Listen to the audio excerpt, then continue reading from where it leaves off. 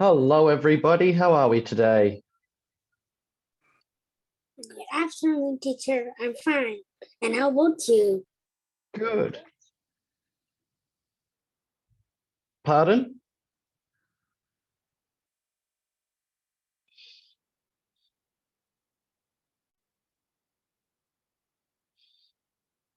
Okay. So,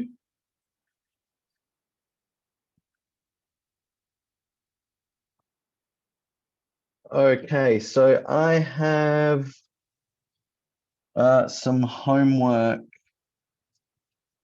for you guys. I'll make it due for Friday, and I'll type it in the Zalo group during this lesson, so I make sure I do it. So our last lesson, we focused on constructing strong arguments.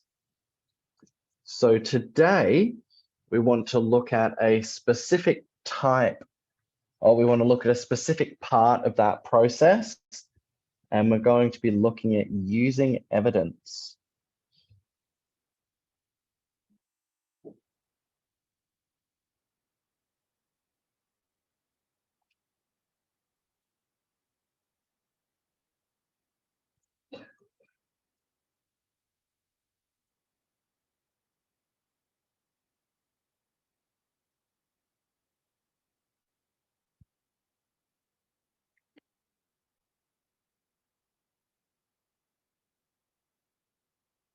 Okay, can everybody hear me? Because my screen keeps freezing.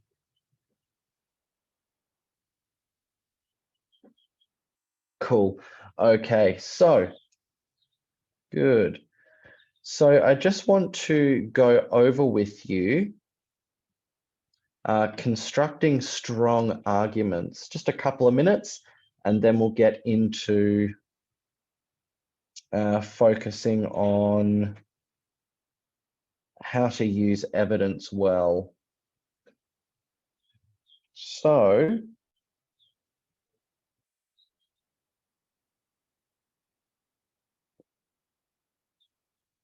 fantastic. Okay, so can anybody remember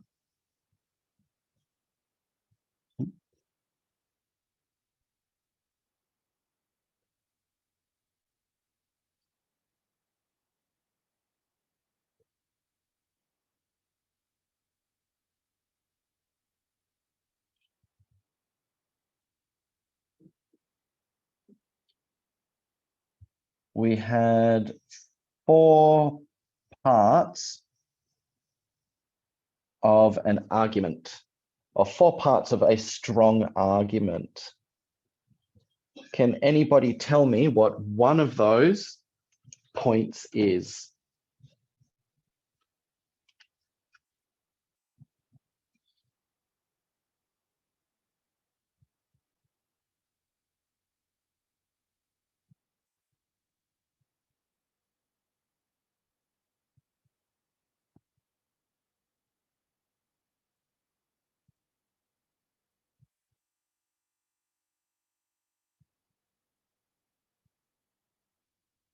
So can anybody tell me one of the parts that we need to consider when we write a strong argument? So remember our example of a weak argument from last lesson.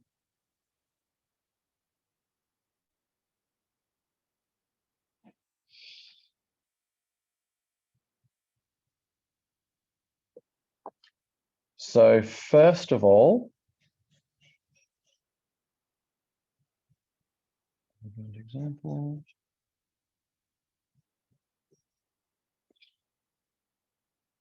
So an example of a weak argument, I'll give you one weak and one strong. Then I want you to tell me something about the strong argument. So a weak argument if the topic is, should school start later in the morning? A weak argument would be, school should start later because I want to sleep more. And that argument is obviously weak because it's based entirely on my personal feelings. It's based entirely on my personal feelings. And I haven't listed any evidence or given a really good reason to support that argument. But if I was to say something like, school should start later in the morning because studies have shown that children need 9 to 12 hours of sleep for optimal health. Starting school later would allow students to get the recommended amount of sleep, which would lead to better concentration and performance in class. So what did my strong argument have that my weak argument did not?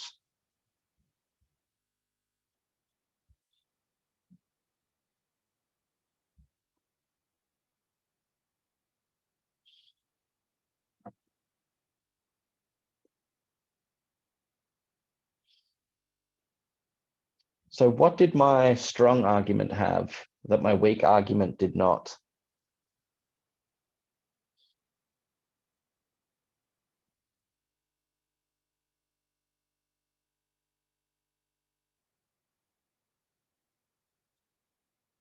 Well, first of all, it had a solid position. So you knew instantly what I was talking about. So it had a clear position. So we knew, oh, that was a terribly unflattering place to pause the video. So my argument had a clear position. You can tell just by the first sentence exactly what I am arguing for. Very good, Conan. A strong argument needs evidence.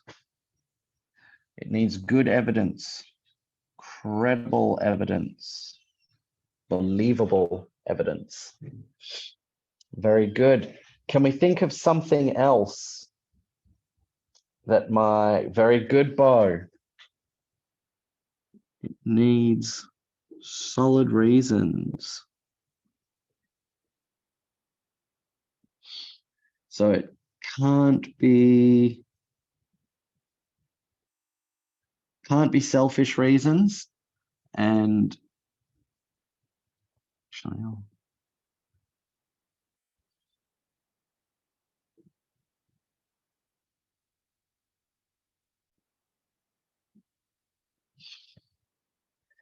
so these arguments or these reasons rather, need to be well thought out, because we need to present the good reasons behind our idea, or else people won't listen to it if they think, oh, he just wants that because he wants it for himself.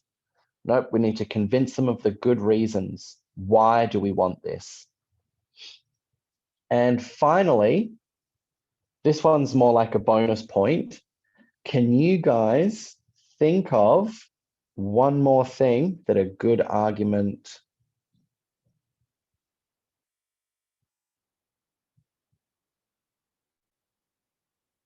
Very good, Conan. Reasons, not your personality. Although we do want to put our personality into the writing, but the reasons behind the writing cannot be selfish. All right, can we think of the last thing that a good, strong argument should have so that we've covered all of our bases?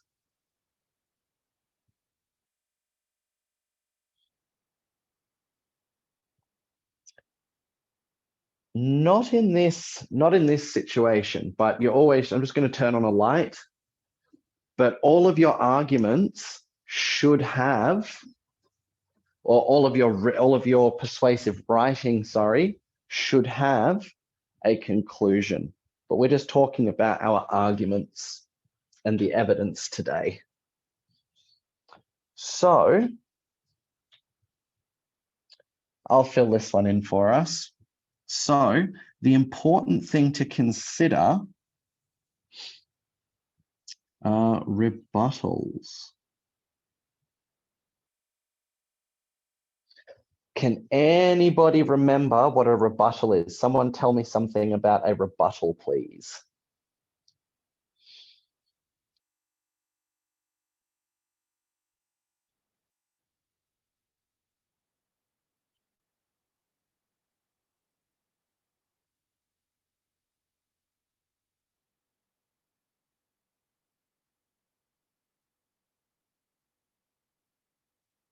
Can anybody tell me something about a rebuttal?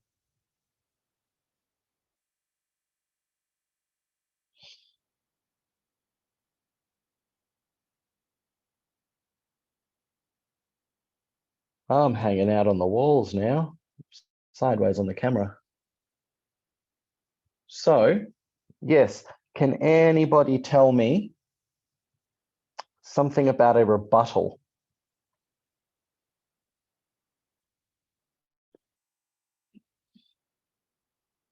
Kevin.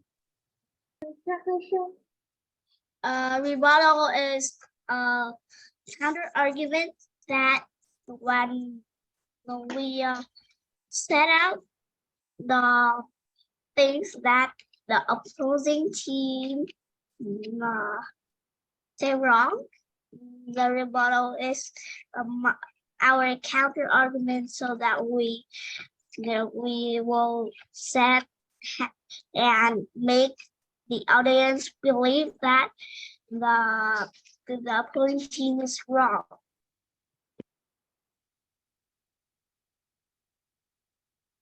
Very good, Kevin. Very good. Very good, Bo. So, in the context of our persuasive writing, so we're going to keep this separate from our debating, although these skills will 100% help you with your debating. But just for now, for now, we're going to keep those two separate. But yes, exactly. So your rebuttal, or why you would need a rebuttal, is just for anything, for any reason that somebody that disagrees with you has. So if they disagree with your idea and they have their reasons in their head why, a rebuttal is just your counter argument to their point against you.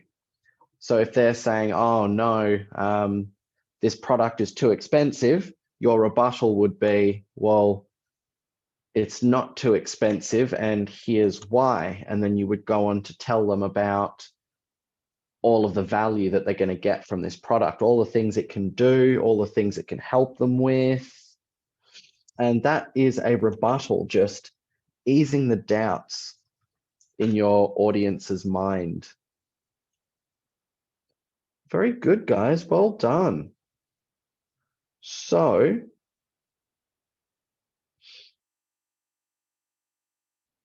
fantastic. Well done, guys. So today, we want to focus on using evidence.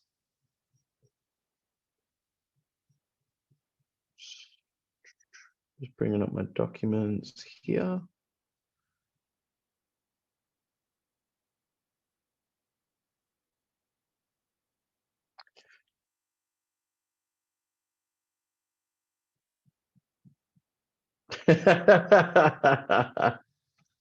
Exactly, Conan. So that would be a very good reason that we would need a rebuttal for if someone thought something was too expensive. Actually, give me just a minute, guys. And while I am just looking for what I'm looking for, I want you guys to think of some things people think that we would need a rebuttal for. So,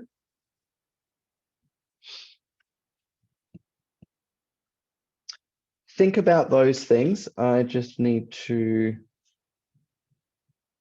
check my documents for a minute, and then we'll get started on evidence.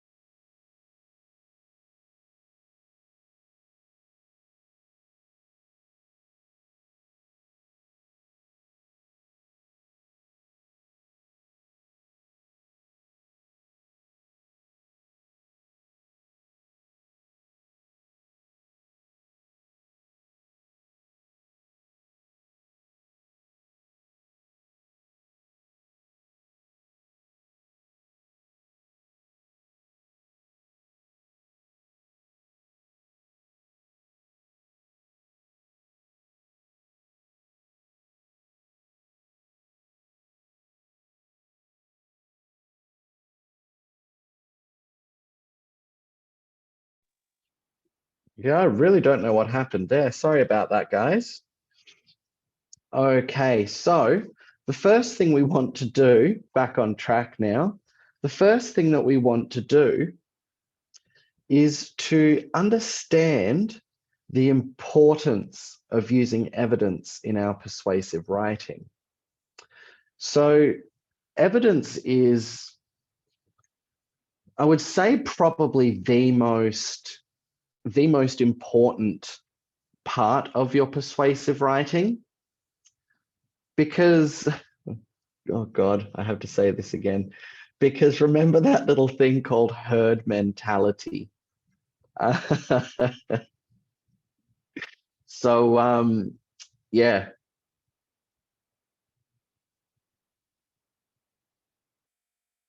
Just reading that message Conan sent me. But yeah, so evidence is probably the most important thing in any of our persuasive writing because of that herd mentality.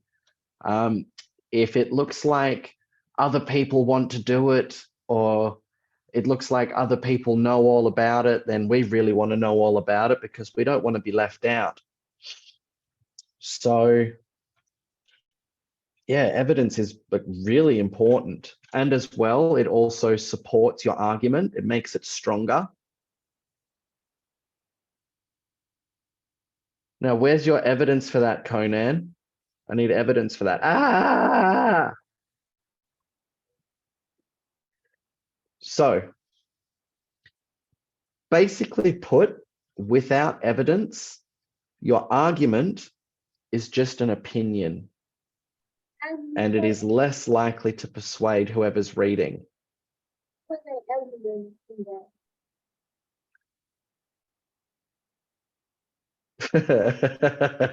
Oh, Kevin started on the herd mentality again.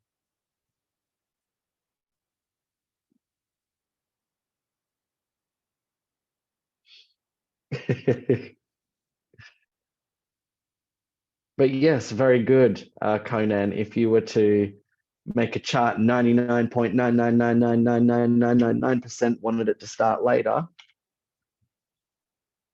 because starting school early will cause things like students falling asleep. Very good. I'd like to see that evidence, but very good. So next up, the different types of evidence. Stop it, Kevin, behave yourself. Follow the herd. None of them are typing that hundreds of times in a row. So we have lots of different types of evidence that we can use in persuasive writing. So things like facts. So if you pick up a book or you read an encyclopedia article on the internet and you see some evidence that can support your point, if you were to take that evidence and write your version of it, or write it in your own words into your argument. Kevin, stop it, you're distracting me. So yeah, so if you were to take that fact or that piece of information and use it as your evidence, that is a fact because it's come from a reputable source, hopefully. So you've got it from somewhere that a lot of people know, like Encyclopedia Britannica, where they don't just allow anybody to change the information. So Wikipedia would probably be a very bad source of information to use, only because everybody can edit it. And I've seen lots of articles that people just mess up and put silly things in for fun. We've got statistics.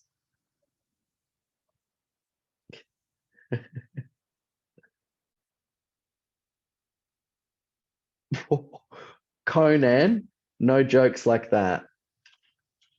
No jokes like that, buddy. Okay, so statistics, like Conan so brilliantly used a little bit earlier.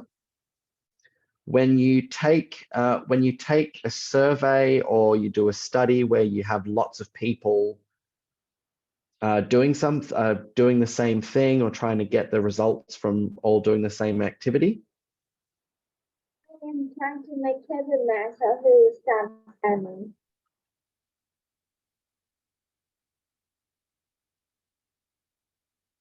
That was bizarre. Okay. So, got to get my thoughts back on track now. So, with statistics, we're looking for a number. So like out of 100, so like 90, 93% or 67% reported that they felt this way. So if you can get a statistic that leans in your favor, that can be a very good, strong form of evidence to use. We've got examples. We've got examples, and examples are things that you can think of. So if I was thinking about things that I like to do, I might list some examples like I like to go dancing. I like to go watch wrestling shows. I like to read books. I like to study subjects that interest me. So things like that are examples too, and you can use those, but try to stay away from them.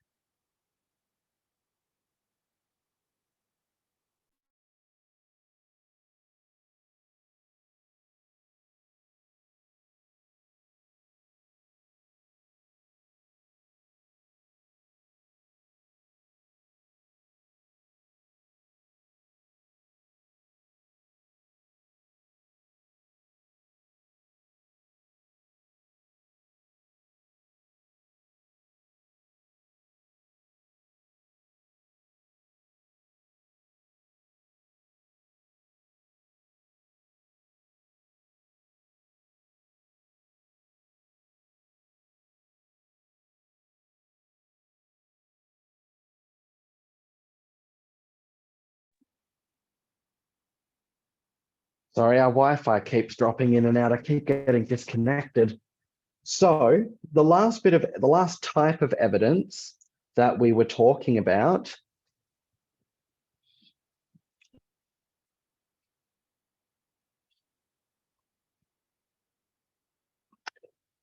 Conan, you made me waste 5 seconds reading that message. What are you doing? So we can use expert quotations. So if we know of an expert on a topic, if we know of an expert on a topic that we need some information on, and we really know that these people are experts, they know their stuff, they're rarely wrong, and people recognize them, then it's a very good strategy to grab a quotation from some of these people and use it as evidence. Because if people recognize the person you're quoting, that can make a very strong case for your argument as well. And we can also use anecdotes. So anecdotes are little personal stories of things that have happened to you. So anecdotes are stories of things that have happened to you. And they obviously have to relate to the argument that you're making. Like I could just tell a story about the day that I took my girlfriend to go strawberry picking if I'm having an argument about animal rights. So obviously the stories need to relate to the topic, and they need to be able to give us credibility in our case. Now, each of these types of evidence all have their own strengths, all have their own weaknesses.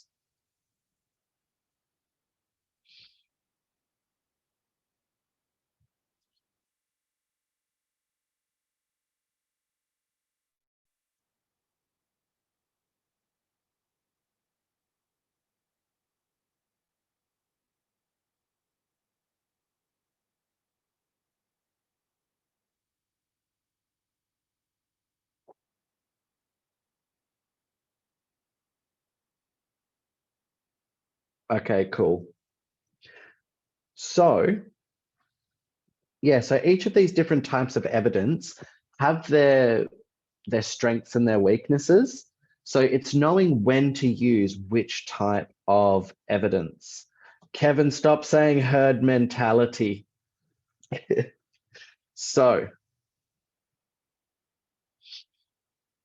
let's have a think about this. So I'm going to pick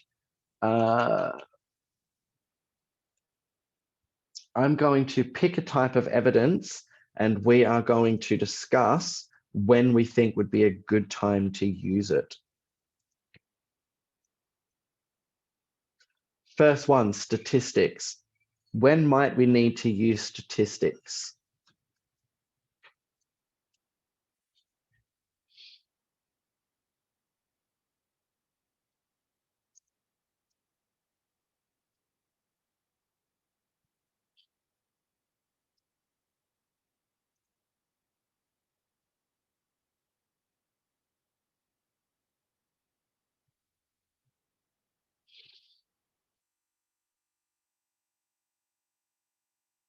So when might we need to use statistics to back up our arguments?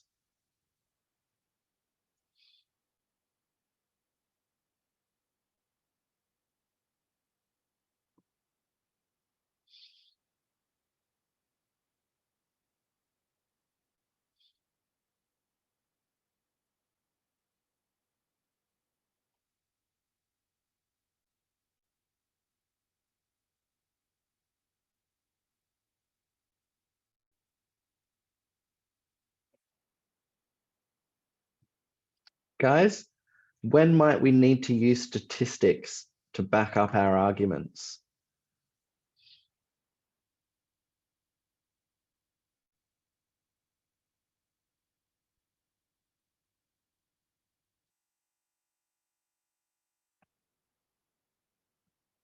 Bo, any ideas?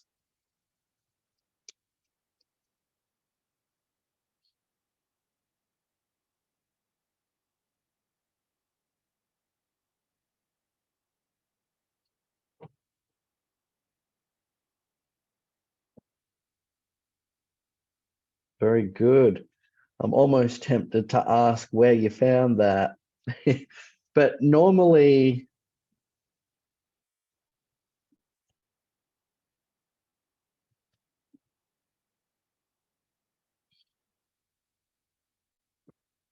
hang on a sec, guys.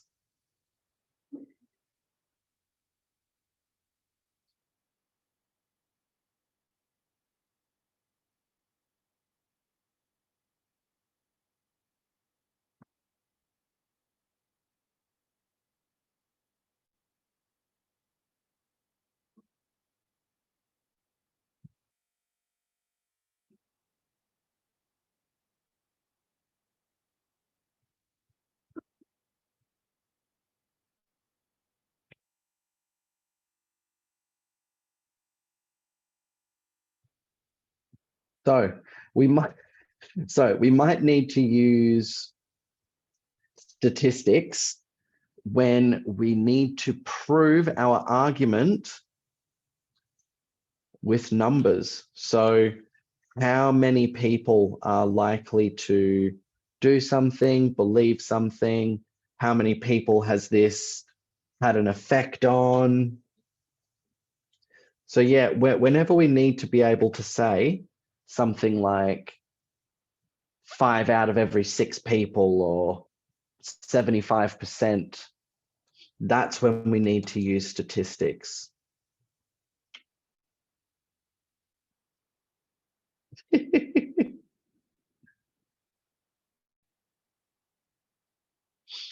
Okay, so let's do that for one more.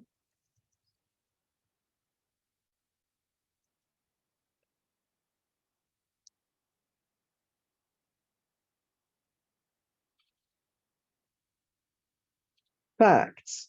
When would we need to use facts as evidence?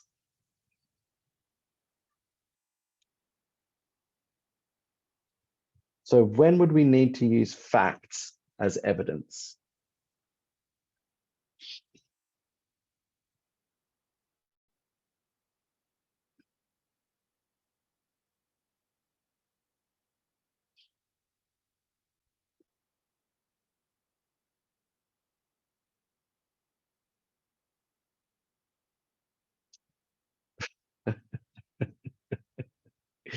No, Kevin, we would not need to use facts for herd mentality.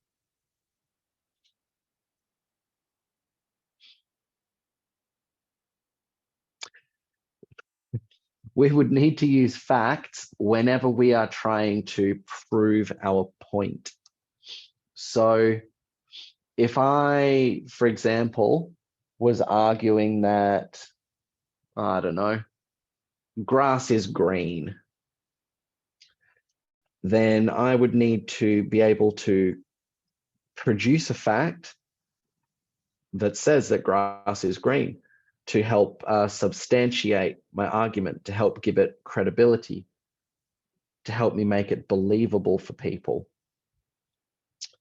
So we'll often use facts to add more authority to our argument.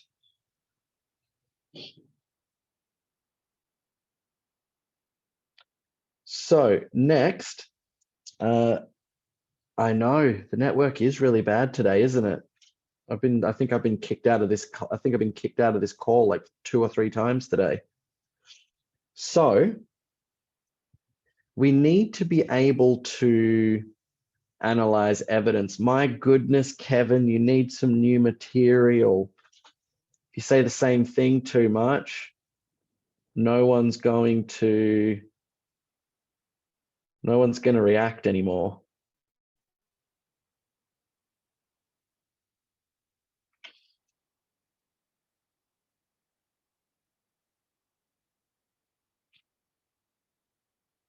So I'm going to send you guys a link if the internet lets.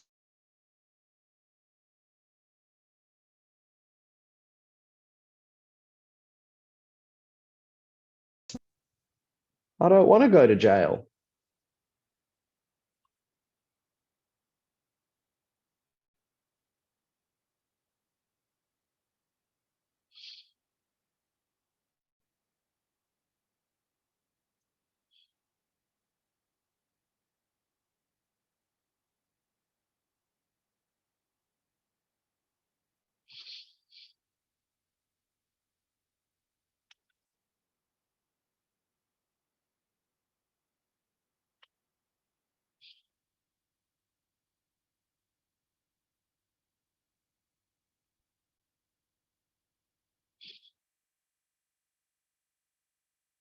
Conan, probably not the best idea to accuse somebody of spamming by spamming.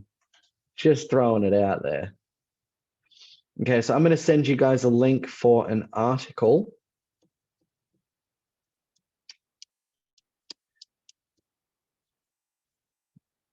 If this website would load.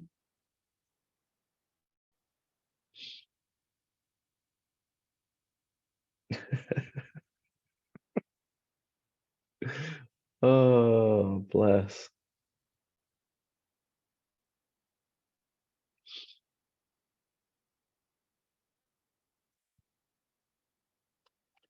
Kevin, enough. No more herd mentality.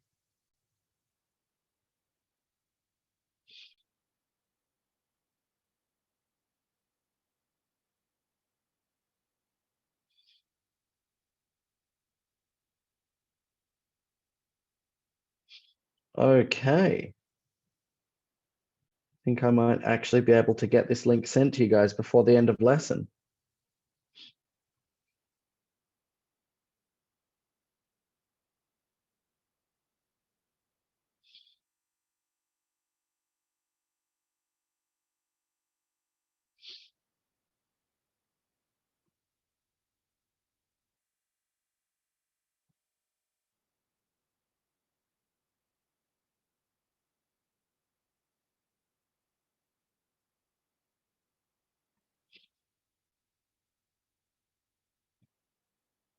Okay. So this article is about Comic-Con. So it's this big comic book convention that they have in America every year. Apparently they hold them all over the world. But this is an article about the best and most exclusive collectibles you can expect to buy from Comic-Con. So I'm going to give you guys 5 minutes to just have a read through it. And I want you to look for the different types of evidence that they use in this article. So have a read through this article and look for any types of evidence that you can find that support the point of view of the author. Okay, so you've got 5 minutes. I'll see you guys soon.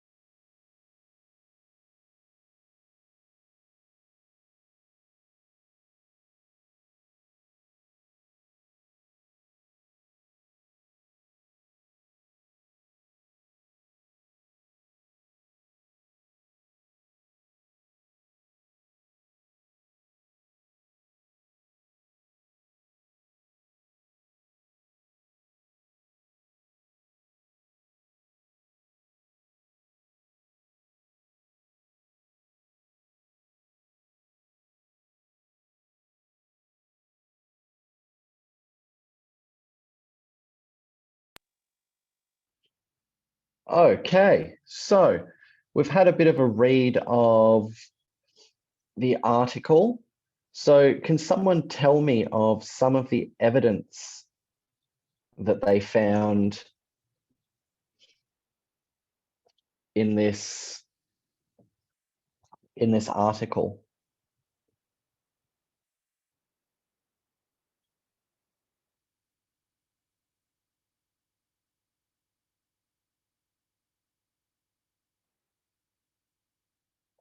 Can anyone tell me some of the evidence? I know, right? Some of it can be real crazy expensive.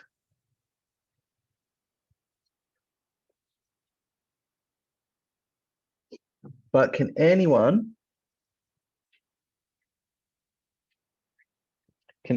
tell me a type of evidence that they found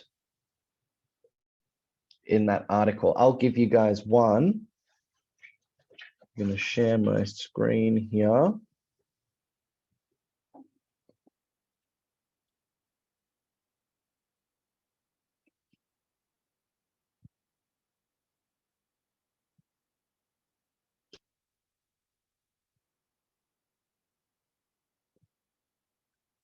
So the first type of evidence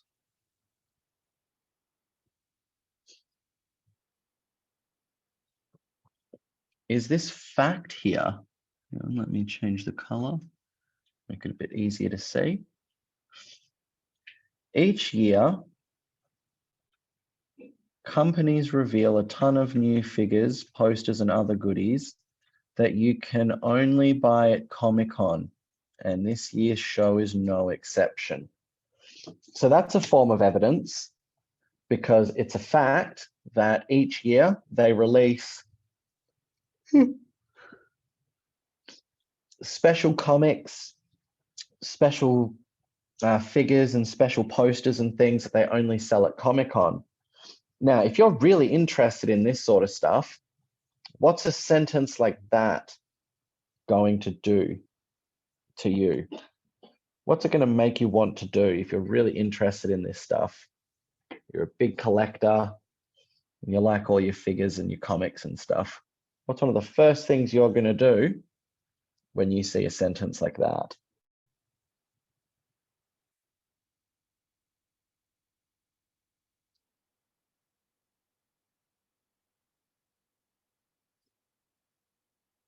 And no, Kevin, the answer is not herd mentality.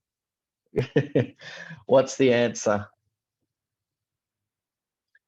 Each year, companies reveal a ton of new figures, posters, and other goodies that you can only buy at Comic-Con. And this year's show is no exception. What's that bit of evidence?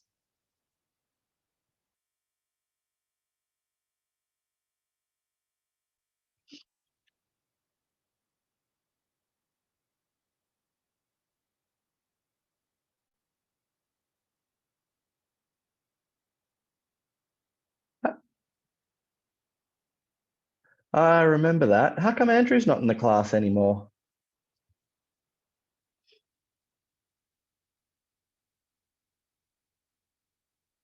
Well, anyway, so that bit of evidence there, that sentence, that is designed to get people interested, because if they like this stuff and they hear you can only buy this at Comic-Con, the first thing they're going to want to do is make sure they get a ticket to Comic-Con so they can go and buy these figures or these posters or whatever they're interested in. So that's one bit of evidence.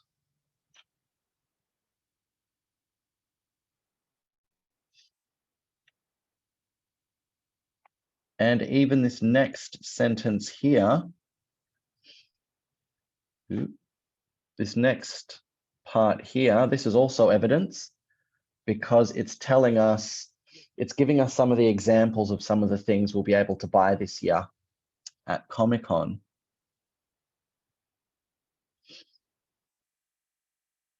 So we go down here, my goodness. So pretty much from here on out, each individual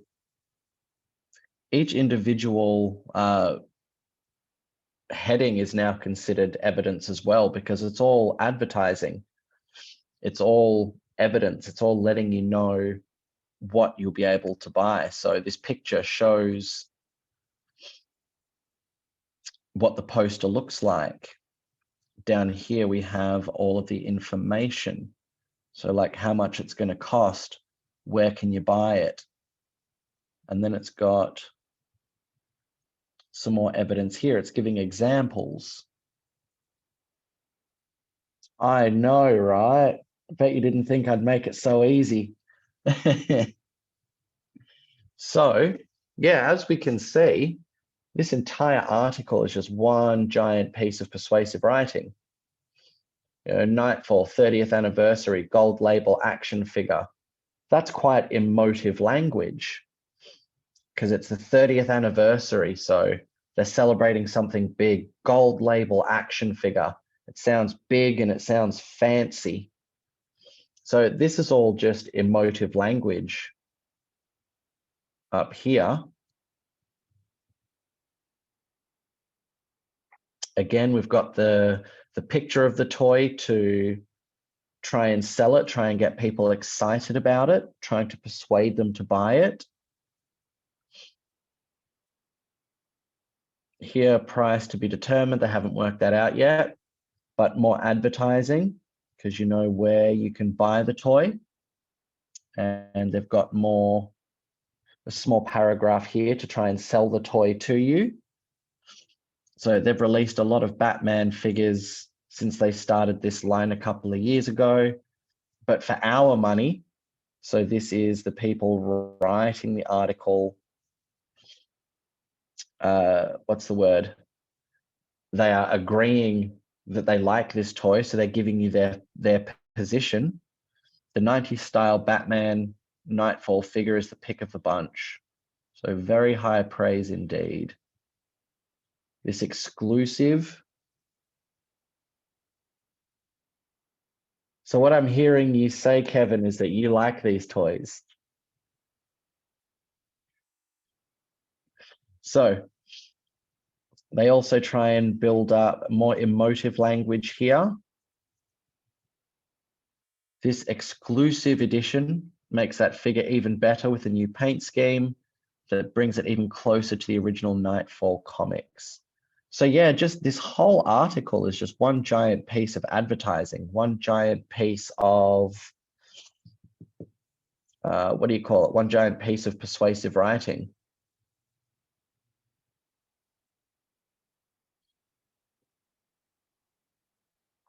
I want to have a look at this $250. Woof.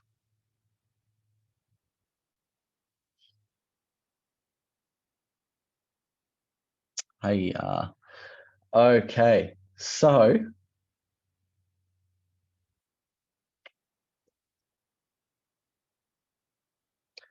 that was that article. So for your homework, and I'm going to give you until Friday to complete this, because this is the homework that I was meant to put in Zalo on last week. So I'm going to give you until Friday to get this done as well. So I'll write it in the group now.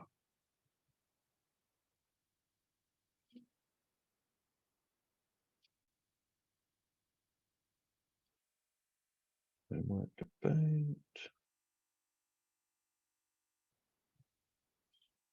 Stellar persuasive writing. Okay. So because we were having a look at the strength of arguments at the beginning of the lesson and in our last lesson, your homework will be in the Zalo group. You are to think, homework due Friday. You are to think of 5 topics, and I want you to come up with a week argument for each topic and explain why your argument is weak.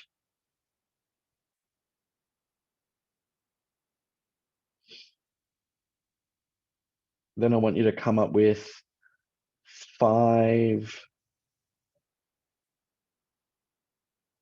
and come up with a strong argument for each topic.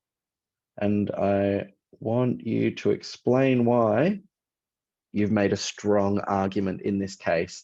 And we're going to review all this homework on Friday.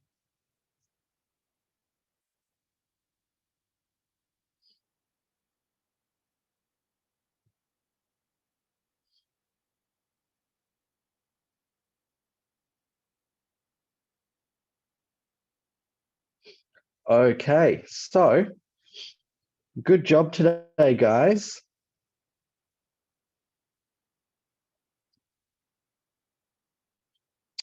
Very good. So I'll see you on Wednesday. We'll keep talking about all of this stuff. And we're going to make you guys a fantastic little group of persuasive writers. So well done, everybody. I'll see you on Wednesday. Bye. Bye. Bye. Bye, teacher. Bye-bye. Bye. Teacher, bye. Bye-bye, Stella.